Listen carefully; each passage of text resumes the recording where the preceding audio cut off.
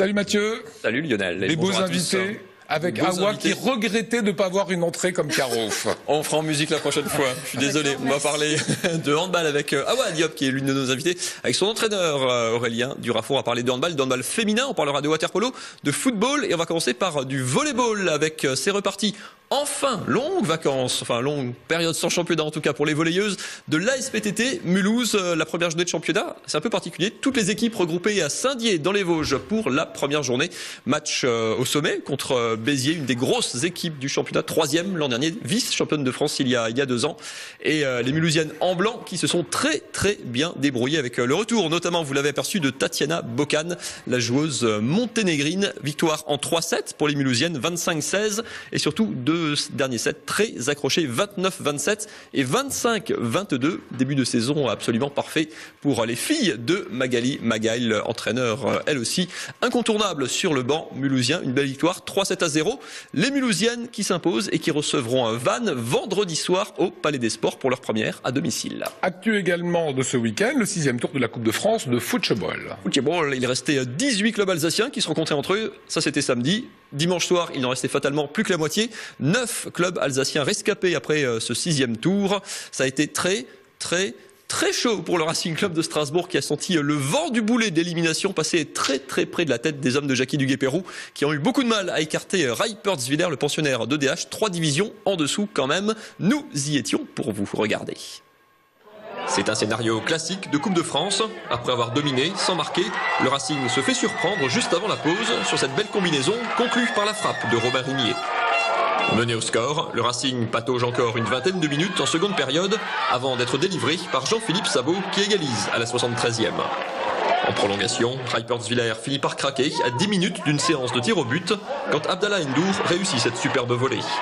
Le Racing passe par la plus petite des portes, laissant groggy les pensionnaires de DH qui ont frôlé l'exploit. On a cru jusqu'au bout. On a mené jusqu'à la 70e. Ils ont égalisé. On aurait aimé les amener jusqu'au pénalty, mais c'est dommage. On a quand même fait la fête devant un monde, devant un spectateur très nombreux. Mais toujours un peu de déception, c'est dommage. Outre le Racing, les têtes d'affiche ont tenu leur rang. Colmar n'a pas tremblé à Ilhuizern, pas plus que Sarre-Union à Sundofen. Mulhouse, en revanche, a dû attendre la toute fin des prolongations pour éliminer Haguenau, 3-2. Exploit de la Feigue qui efface 2 divisions et élimine Bissheim et de Saverne qui s'offre l'Azim. Saint-Louis-Neuwec est donc le seul survivant de CFA2. Selt et Dinsheim complètent le tableau des 9 derniers rescapés alsaciens pour le 7e tour. Voilà pour les 9 rescapés alsaciens qui connaîtront donc leur adversaire mercredi midi, tirage au sort à Paris. Premier tour national avec l'entrée en liste, notamment des clubs de Ligue 2. Alors il y a deux possibilités à ce stade. Soit on veut un petit pour essayer de continuer l'aventure, soit les tout petits clubs souvent espèrent tirer, pourquoi pas le Racing, pourquoi pas un club de Ligue 2, Nancy, Sochaux, Auxerre notamment, seront dans le chapeau. Un petit avant, c'est pas mal. La suite avec nos invités, on parle de handball. On va parler de handball féminin, puisque c'était jour de derby en National 1. Bonsoir Aurélien Dufour. Durafour, pardon, n'importe quoi. Bonsoir Awa Diop. Bonsoir. Respectivement joueuse et entraîneur de l'ATH. L'ATH, c'est l'Arenheim-Truchtersheim Handball, le club qui était en 2e division l'an dernier, descendu en National 1, rejoint du coup par l'entente Grand Strasbourg. C'est un peu compliqué. Beaucoup de clubs fusionnent en handball. C'est la fusion de la SPTT et de Enheim. En tout cas, les 2 meilleurs clubs de handball féminin de la région qui se retrouvaient, regardez, à Truchtersheim pour le premier derby de la saison. Ça s'est plutôt très bien passé pour nos invités, même si la première mi-temps a été assez accroché. Les visiteuses ont même mené 7-5 avant que l'ATH ne se détache petit à petit. 13-11 à la mi-temps et puis le break va se faire petit à petit. 13-11, 19-13, 26-19 et finalement 34-26 au final avec des sans fautes au tir, notamment signé Fanny Fréry, 6/6, Laura Spetti 7/7 au pivot. Victoire somme toute assez logique. Awa, il a fallu être patiente dans ce match. La première mi-temps était un petit peu plus compliquée. La première mi-temps était un peu plus compliquée du fait que c'est un match qui est assez particulier pour tout le monde. Pour vous qui avez joué d'ailleurs dans la maison d'en face, jeune. Oui. C'est toujours un challenge particulier. J'ai commencé à la SPTT en jeune, puis après je suis partie, mais c'est quand même le club où j'ai commencé. C'est vrai que là je suis à la TH, j'avais quand même envie de marquer le coup, envie de leur montrer aussi que j'étais toujours là et et qu'on voulait gagner, quoi.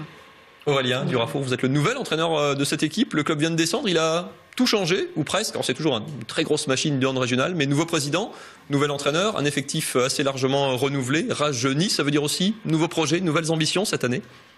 Un renouveau des ambitions. On a vraiment l'intention de reposer des bases solides dans la construction du projet. L'objectif étant à terme de pouvoir réaccéder à la deuxième division, ou en tout cas faire partie assez rapidement des 15 ou 17 meilleurs clubs français. On est persuadé qu'à Strasbourg, il y a beaucoup de voyants au vert pour créer un grand club de handball féminin. Donc on a envie d'être patient et de monter une belle structure. Vous êtes donné combien de temps pour y arriver, remonter?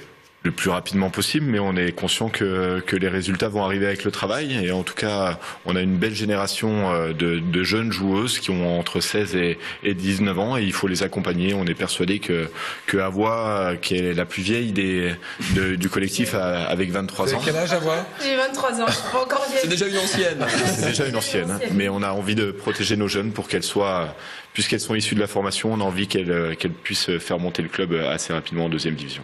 Au-delà de la boutade, quand vous avez commencé à la SPTT, parti en centre de formation, connu Brest, d'ailleurs le plus haut niveau français, champion de France, même si vous étiez jeune joueuse à l'époque. Ouais. Qu'est-ce qui vous a décidé du coup à revenir en Alsace, à la TH? Ce qui m'a vraiment décidé à revenir, c'est j'avais 3 critères vraiment particuliers. C'était de retrouver la famille, ça fait 6 ans que je suis partie déjà. Il y avait ça, retrouver la famille, reprendre mes études.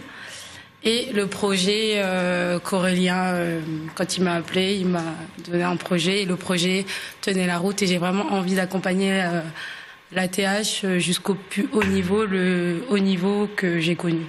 Ça veut dire qu'on accepte une mission de joueuse cadre à 23 ans, enfin forcément il y a une responsabilité en plus. Je prends tout à fait mes responsabilités et j'essaye d'apporter le peu d'expérience que j'ai eu au très haut niveau, de l'apporter aux jeunes maintenant, même si je me considère encore comme jeune et que j'espère que je vais encore progresser avec Aurélien.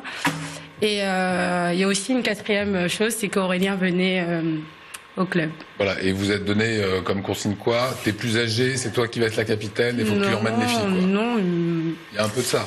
Il y a un peu de ça, oui, il y a un peu de ça. Il m'a donné un peu les clés, entre guillemets, les clés de la maison. Donc moi, il a une certaine confiance en moi et moi, j'ai totalement confiance en lui et on marche comme ça. Et une équipe qui marche bien. On revient au handball, si vous voulez bien, parce qu'il y avait d'autres actualités, et notamment du water-polo. Water-polo, presque aussi longue que les vacances des volleyeuses de Mulhouse, les vacances des poloistes de Strasbourg, même s'ils avaient repris l'entraînement il y a très longtemps, c'est le Team Strasbourg. Une autre équipe alsacienne qui évolue au plus haut niveau. Reprise, c'était ce samedi soir contre Douai. Renouveau dans leur piscine aussi de la Kibitzenu, c'est le fief du water-polo strasbourgeois qui avait été fermé pendant très longtemps. Et ce retour s'est très très bien passé. Là aussi, même si ça a été compliqué contre Douai, Vincent Bessière y était, regardez. La nouveauté en ce début de saison, c'est le retour des poloistes strasbourgeois dans leur bassin de la Kibitzenu, car l'effectif, lui, a très peu changé et a vécu un premier match compliqué pour dominer Douai dans les dernières minutes, 10-9. On savait que les premiers matchs de saison, ils sont toujours difficiles. On a vu que ce soir, on a gagné dans la douleur. Voilà, malgré toutes les péripéties du match, on est quand même resté concentré. On a réussi à arracher les 3 points à la fin, donc c'est déjà ça de positif. Maintenant, il va falloir encore beaucoup travailler pour revenir au niveau où il faudrait être. La partie a pourtant très bien débuté pour le club barinois, qui marque 3 buts et prend les commandes du match, 4-2 à la fin du premier quart-temps. Mais les Douaisiens haussent leur niveau de jeu et arrivent à égaliser à 6 partout avant la mi-temps. De retour des vestiaires, le match se complique.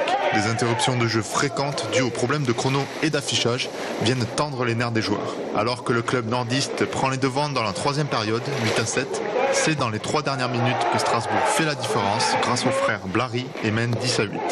Douai marquera un dernier but, score final 10-9, une victoire, mais dans la douleur.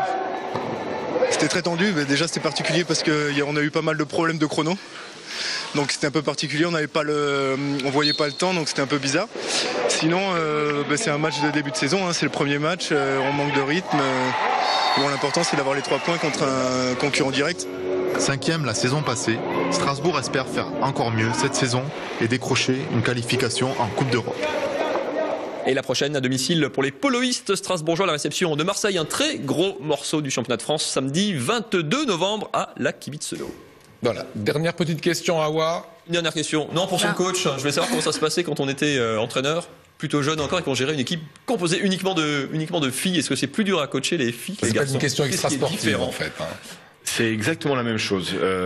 Mais moi, j'ai toujours entraîné des filles. Alors, j'ai l'habitude de prendre la métaphore suivante. C'est comme un chirurgien. Il est capable de faire le poignet et le genou. On préférait qu'un chirurgien de la main nous fasse la main et un chirurgien du genou nous fasse le genou. Donc vous, votre truc, c'est d'entraîner des filles.